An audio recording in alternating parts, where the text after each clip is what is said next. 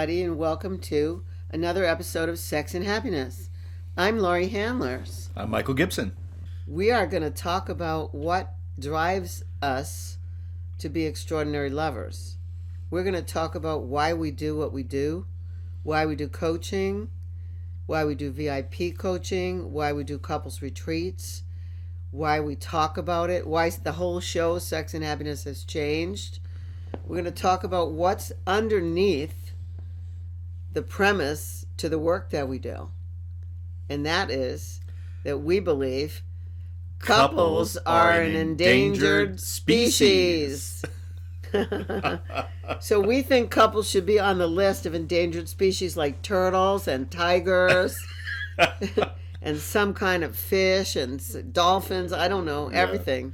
Yeah? What else is endangered? What other things? There's lots of things that are endangered. Very endangered things. We're having the what is it? The sixth extinction event is happening all around us, where species are dropping like flies, and it's interesting because human beings are essentially a species. We're a species, and we're at the cause of all the other species dying. And listen. Yeah. Bees are dying. Yeah. And if bees die, then we won't have the birds and the bees.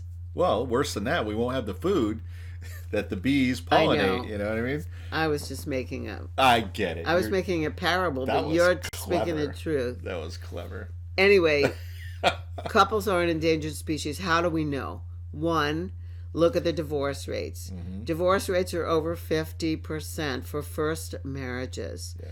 Divorce rates are higher for second marriages. It's something like 80%, like somewhere between 60 and 80%. Some ridiculous number, yeah. Some crazy number. And then their third marriages, to me, I wonder if you've been married twice before and it failed, why are you even getting married the third time? I don't know. Well, it's because I think at some level, marriages are easily disposed. You can simply get a divorce, and boom, it's over, it's done. But what about the words, till death do us part, which I don't like those words. Right, yeah. But what about those words? Why would someone even say that again?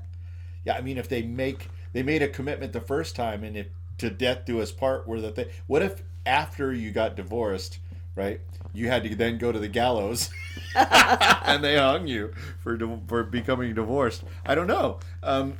It's a sad situation for people, and I think it impacts everybody, not just the people who have fallen out. It impacts their whole. First of all, it impacts their children. Correct. Yeah, that's the biggest impact. Second of all, it impacts their extended family. Right. Third of all, it impacts their community. Their friends. Their friends have to choose. Yeah. Who am I going to be friends with? Am I going to leave and have a bunch of friends, or am I going to leave and I'm going by myself? The walk of shame. The real walk of shame. Yeah. So that's the first indicator, the statistics on marriages that fail. Yeah. And then there's so many other things. There are people who stay together and they tolerate each other. Yeah. And you always say, I would rather go where I'm celebrated than to be stuck where I'm tolerated. There's a lot of tolerating going on, and there's a lot of people that do crazy things. There are signs. Let's talk about the 5 signs that a relationship is going down, the tube. Wow. Are there 5 or are there more? There might be more. We'll stick with 5. How about that? I said let's have 5. So one of them is that the people fight. Yeah, well, I mean, it's not even just fighting. It's sort of like that's like stage 3, right? Okay. What's stage 1? I think stage 1 is where you discover that you're now walking on eggshells around the other person, and it starts with too much familiarity. People are just way too familiar with each other, and then they think they know. They assume stuff about each other, like they know too much, like the person is an open and closed book. Right. And that familiarity breeds contempt. You've heard the saying. Yeah, Shakespeare said that, I think. Breeds contempt.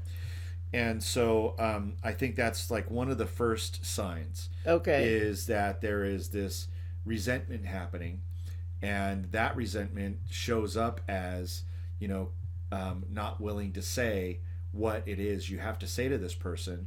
And oftentimes I think it's wrapped up in this idea that, oh, I know what's going to happen if I bring something up. Oh yeah, they're gonna lose it. There's the avoiding of the fight, right? Okay. And so a lot of times we simply don't speak our truth. We don't say what it is that's bothering us.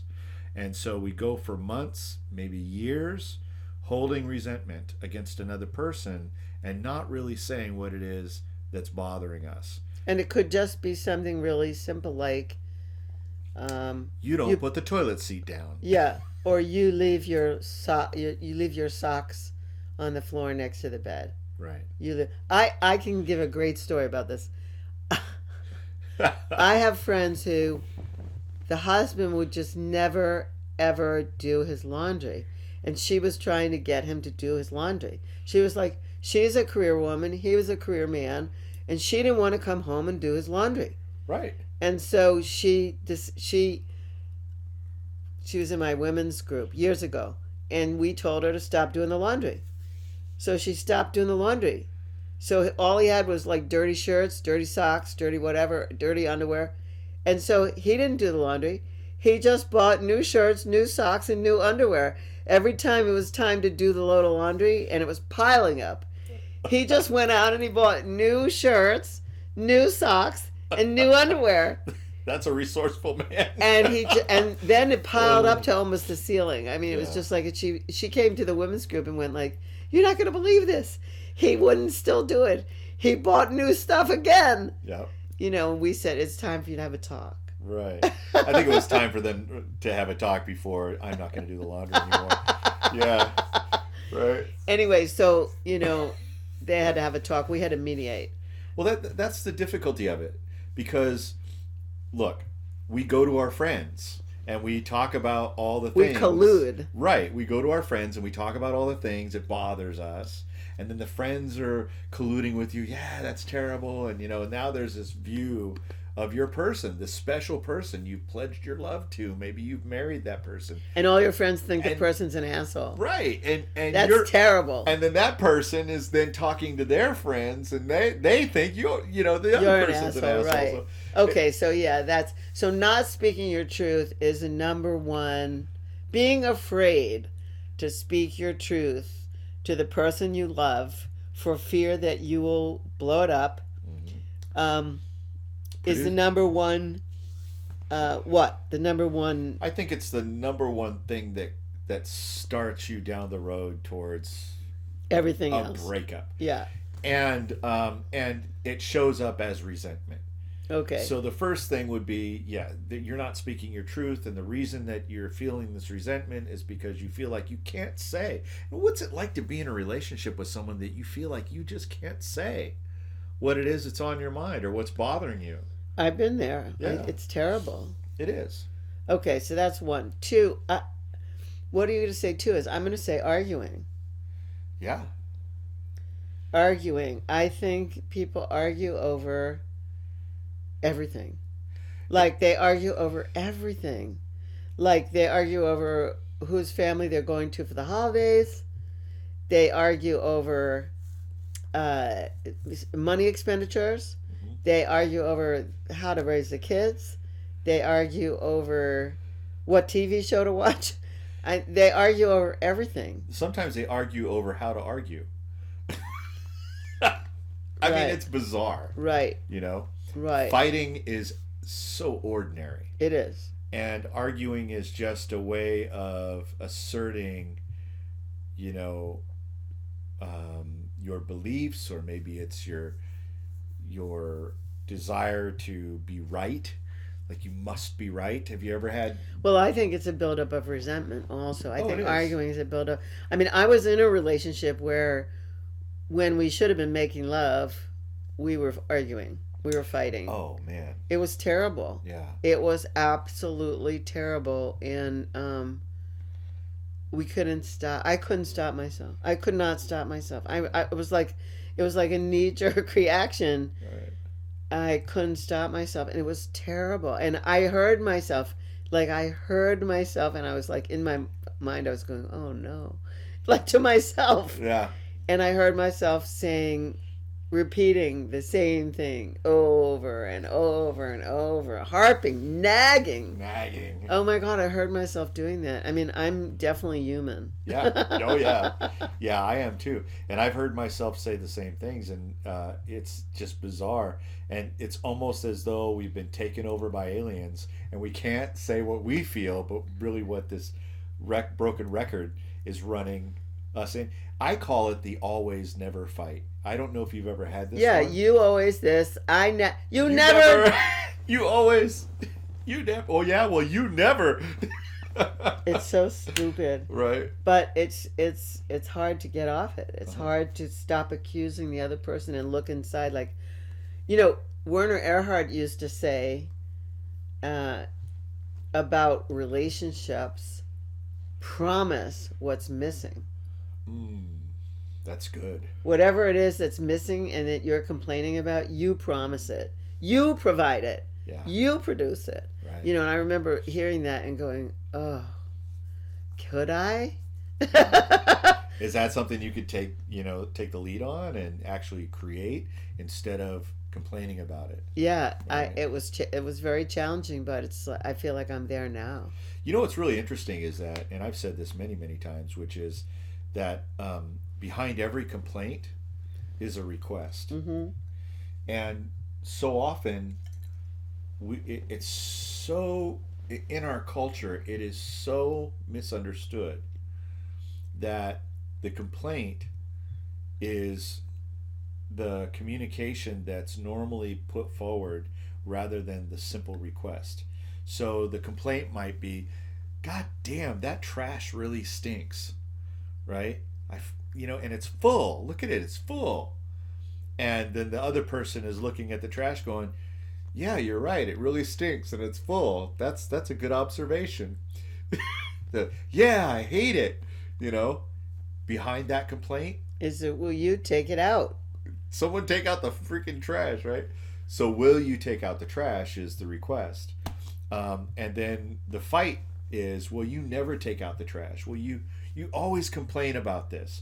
Why are you always complaining about this? If you want me to take out the trash, why don't you just say, take out the trash? Well, can't you smell it? Can't you see it's overflowing? Why can't you just take out the trash? Right? This is a real argument people have. It's a real argument. And it's so ridiculous because what's not happening is communication. And making a request, and simple the trash request. sitting there laughing at you both. Yeah, right, exactly. If the trash could laugh. Amazing. So what's the third thing? Okay, so we have resentment, not because of not speaking the truth. We have arguing and fighting over really nothing. Yeah. Except it starts out over nothing, and then it gets bigger. It does. It gets bigger because if you can't speak your truth, then you're suppressed, and anything that's suppressed is going to have to explode, and then the arguments turn into full-on blasting fights because battles even because now we're committed to being right about something rather than just getting it handled. I think that's the next part. The next step in it is that we position ourselves, and in order to be right. So there's this deep need, right, to, in the midst of an argument like that, to create this I'm right, you're wrong, and you should see it my way. And it's part of the argument. But I think really what's happening here is there's a loss of identity. There's a loss of, instead of having to be right, it's like, who am I really being in this moment? Like with this person that I say I love and I've committed my life to and I've organized my finances and my time and my life around. And I've become this person who just has to be right all the time. And that person is always resisting me and fighting with me. And why do I feel like I'm at war in my own home. Yeah. Right? So that's like a third thing, which has to do with being, well, there's a few aspects to it. One is like reverting to a teenager. Yeah, You not know, like, having adult conversations. yeah, anymore. being infantile about Just the conversations. reactionary. Yeah. That's one piece of it. And another piece of it is we're the product of our upbringing a lot. We are not tabla rasa. No. You know, we have our gene pool, plus we have, you know, who knows what's in that. And then we have the influence of the people that raised us. And so in any given relationship, there's not just you and me, any couple, there's also in any given argument, it could be my mother is arguing with your mother. Right. You know what I mean? Or Yeah. your father is arguing with my mother, or some, you know, and like we all know they weren't the best characters. Right. So there's all these parts that people play without knowing it, and it's like automatic behavior. Like we flip into it. Like sometimes I think you're like my father, and I say Yeah, that. I was At just least gonna I'm say- conscious of it. Yeah, I was just I gonna say to that. you, I am reacting to you right now because I think you're being like Marty, Uh-huh. and I am conscious enough to actually own that. Right. And then I ask the question, how am I being like Marty? And then you will tell me. And there's a skill here that you and I have developed, which, you know, is nonviolent communication. So we follow that method of communication, and being responsible for what I'm experiencing, what I'm hearing, and my upset. Right. So you say, God, I'm so upset about it, and I'm relating to you like as if you were my father, right? And I have the same thing happen to me, and so, you know, I'd love to give you all a way out of this, right? But really what we're doing is we're identifying what does it look like to be at a stage 4, you know, beyond stage 3. We're now at stage 4. Right. And Well, this, we have ways of helping you get out of it, but we can't. Right. I mean, you have to come to a retreat or something, but we'll talk about that at the end. I mean, like literally, we can't teach you everything in a podcast. Yeah. We can identify what's going on, and if you find yourself located in the crosshairs of what we're talking about, you need to call us. You Yeah. know, but we've done the work of identifying it, and we actually pretty much stay out of it. Yeah. We don't have a lot of this going on in the way we relate to each other. Right. But we, like we say, you know, we finally learn from experience. We finally learned from experience. We found somebody, I found you, and you knew how to communicate. Mhm. And you found me, and I know how to communicate. And I spent money learning how. Yeah, I did too. So, you know, Yeah. sometimes you have to invest. But anyway, let's go back to the reasons, because we're just doing the ID part right now. Right. And if you find yourself located here, you know, pay attention. I believe, and this is, and I believe I misspoke just a moment ago. We're not quite to 4 yet. We're still at 3. Mm-hmm. But this is now where you're no longer the identity that you were when you became a couple, right? So each individual is now dealing with the other person with all these other things that have been going on, these dynamics, the familiarity, the resistance or the resentment that's been happening. You're not speaking your truth, etc. And now you're in this place where it's like, I don't even know who I am anymore. Like I'm responding and just knee-jerk reacting, and who am I? Like, why am Yeah. I doing? And you can't now. You don't even know the person that you're dealing with anymore. Who are they? Because there's some semblance of some past that you had and some argument that you had with someone in the past that you haven't resolved Right. or forgiven or whatever you need. I to know, do. and I've looked at crazy. myself in the mirror and gone, how did I get here? Like, Right. what? Should I drop acid? Like, what should I do? I have actually. I've dropped do I need to acid do before to get psychedelics? myself So- out of some spiral Some that I was loop, in. right. Yeah, crazy. Well, and then that leads us to the next level, Yeah. which is at some point, this would be number 4, at some point you just start to not want to be around that person anymore. And that's where you start to see the separation. It's a resistance. Hey, do you want to go to the movies? Nah, not really. No, thanks. You know, hey, I've got a thing. We'll go meet up with some friends. Yeah, go right ahead. Have fun. You know, I'm not going. Get out of here. I don't want to go.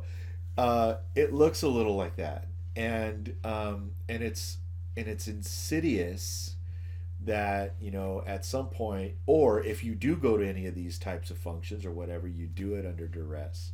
It's no longer fun to go hang out with, you know, the Joneses, right? It's Right. no longer fun to go and be with this person, and then you have these public outbursts that sometimes happen. Oh, those are to me, that's the worst. where Right. all of a sudden people use the excuse of being in the back seat with their friends and they start arguing. Yeah. Or we were the couple who started keeping score on each other. Oh my gosh, we had a couple like that once. Yeah. We went to lunch with a couple like that. Bizarre. Well, and I can relate. I could relate to You that. could keep score? Yeah, I could relate to that keeping score thing. But that's because I wasn't, long time ago, I wasn't conscious enough to realize that what I should have been doing was keeping score of how many times I had the opportunity to forgive, right, and sort all these things out. But yeah, no, the resistance shows up in your relationship, and the next thing you know, you no longer want to be around these people. This person that you, again, organized your life around and you spent money on and you did all these things with. And now you're feeling like, God, I just want out. And Yeah, where am I going to go? Yeah. What am I going to do? That takes us to number 5, which is the planning. How do you plan your revenge? How do you plan I'm getting out Your of this? escape, yeah. You suck. You're an evil. Like, you then turn this person into the object of the evil that you want to monster destroy. And now, and we call that revenge. So, and I always talk about the famous revenge story. Right. Yeah. And you met the person recently. You I finally did. met this person. Right. The biggest revenge story I ever heard. I'm sure it's not the worst or the only one, but this was the worst I've ever heard. Right. A friend of mine comes home from work one day to find his house completely empty. No wife, no kids, no dog, no furniture, no bed, nothing. There's a shell of a house. He comes home totally shocked to find an empty house with no warning. No warning. And that took planning, and it probably took years to devolve. Of revenge. Oh my God. And of course he's happy today and he just recently got married. He did, yes. But that was so painful when he told me that. My heart went out to him, it was horrible. Yeah. Now of course we've met people worse now. Oh my gosh. We've met people who just stay and it feels like one of them is going to kill the other one. Yeah. And they fight like crazy. There's like no peace in the house. And this is a second or a third marriage that we're talking about here. We've met so many people. Why? I can't understand why they married in the first place. And the question really, you and I both are wondering is, are you ever going to be happy with a person? Is there a person who you can be happy with that you're not going to go down this almost already always going to be this way? Like, this is how relationships fall apart. So couples are an endangered species. Let's talk about it. I think it's intrinsic in our culture. Yeah. Because people don't have self-love. That's a good starting point. So we could say, all right, so I misspoke earlier, everybody. I said we weren't going to tell you the solution, but I am going to talk about a solution. Right. Part of the solution is if you don't have enough self-love built up and stored inside you like a well, if you're looking to what they say in the world of Hollywood and songs and parents, you need someone to complete you, your other half. If you believe that and you don't love yourself enough to just be by yourself, to be who you are by yourself, you're in trouble when you get in a relationship. And all these things start to happen because you're wondering where this other half person is supposed to be, the expectations they're supposed to be fulfilling some other half of you, Right. which is ridiculous. And that's really why couples are an endangered species.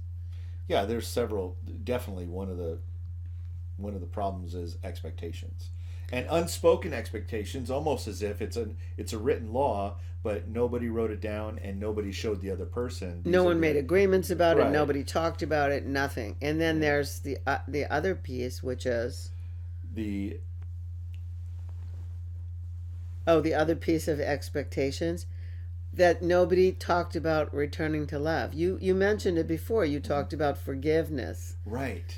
Well, forgiveness is only a part of it. It's really, there's a practice, there's a commitment, there's a word given to always return to love, Yeah. no matter what. Yeah. And it doesn't mean that you sacrifice yourself for love Mm-hmm. and then you become someone you aren't. It means you speak up and you do the things that we talked about just Right. a little earlier.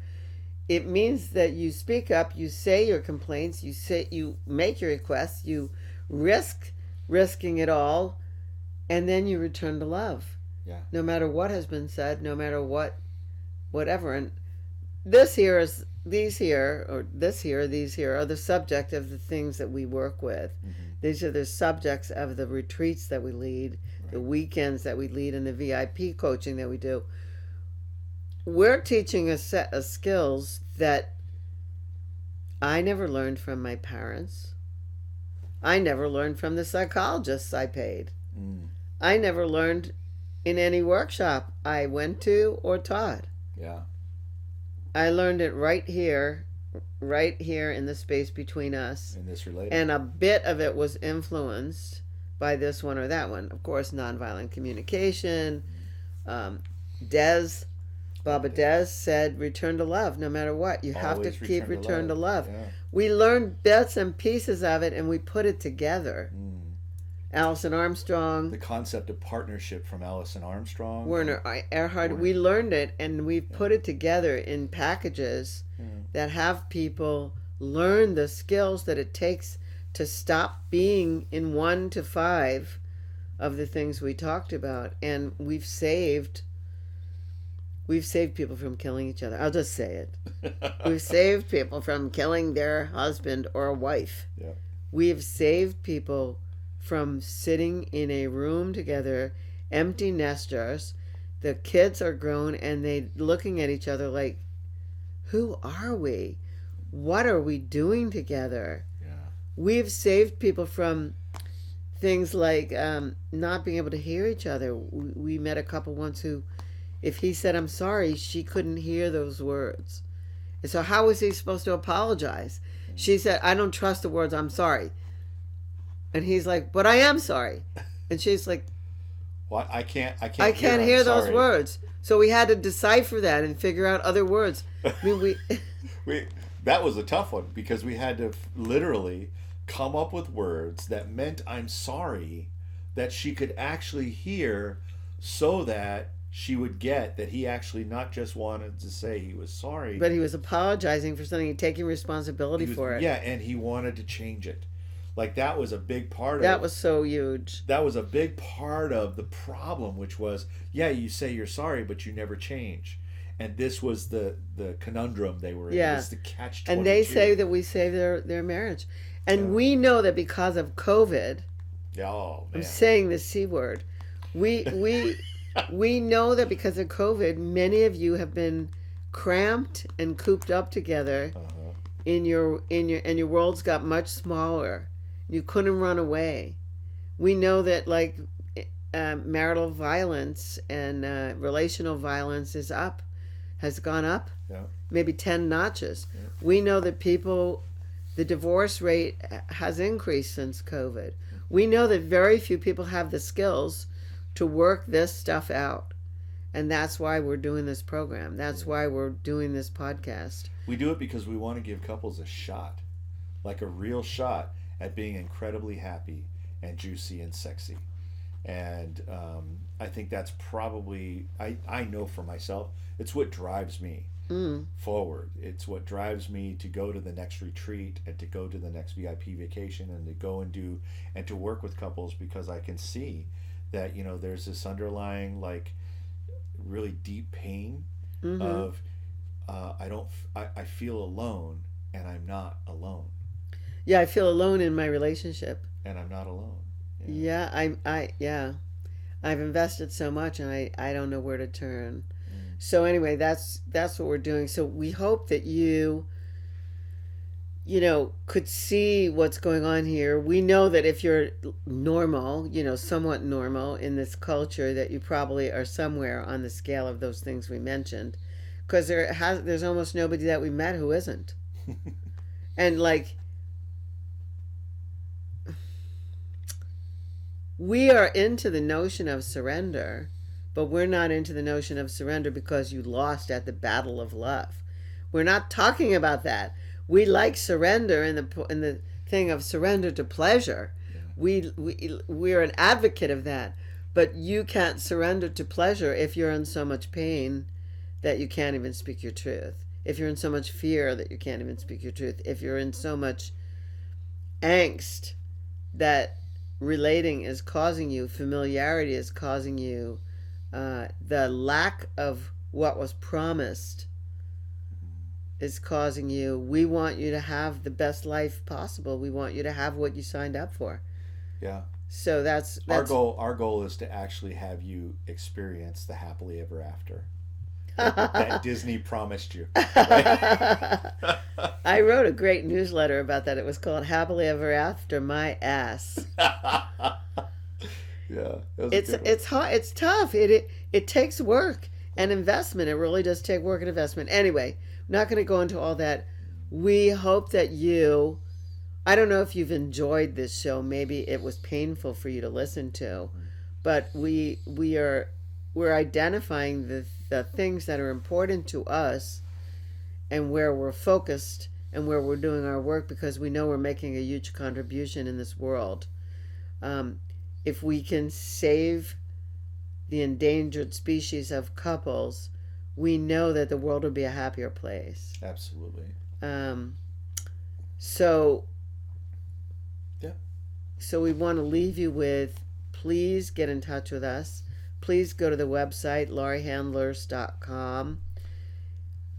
Join the newsletter. Yeah, join, to submit your email address, and in return, we'll send you a newsletter. We'll send you notifications of when we're doing events. If you're a couple that's high profile and you wouldn't want to go on a retreat with other couples, we do special VIP weekends, actually long weekends, for you anywhere in the world you want to go. And if you're not high profile, but you're a couple that hears this and goes, "Oh my God, we're in trouble here. We're endangered," contact us, and we'll let you know when the next time is that we're doing something in the United States or somewhere else in the world. We're doing some things in Europe, and just get in touch with us and let us know. You can contact us also on Facebook, Instagram, LinkedIn. You can contact us and let us know you're in trouble. Also, if you're not, but your friends are, yeah, let them know about us. We'd be happy to hear from them. So that's our show for tonight, talking about couples as an endangered species. I feel for you. That's all I want to say. And Michael feels for you. We have compassion. We have no judgment. Mm-hmm. We can laugh about this stuff because we've been through it. Oh, absolutely. So many times in previous relating situations, and we're not in it now. And I'm not going to say we don't have any challenges. We do. Certainly do. But we return to love. Yeah. It's a muscle that we've been working on for a great portion of our relating. And I think it's been such a joy to be in this way with you. The ability to relate to you this way has been such a joy, and I love the fact that it seems to get deeper and deeper and more precious. And so, thank you, Laurie Handlers. Thank you, Michael Gibson. Yeah. The feeling is mutual, really. So we invite you to come and join us anywhere. We're a lot of places in the world. We'd love you to come join us, and all you have to do is go to lauriehandlers.com and just send us a note. Yeah. And you'll hear from us. We do answer and respond to people. So that's it for us for now, this episode on couples as an endangered species. Next time, we're going to talk about some of the solutions. So this is Laurie Handlers and Michael Gibson signing off for Sex and Happiness. We will see you at the next episode.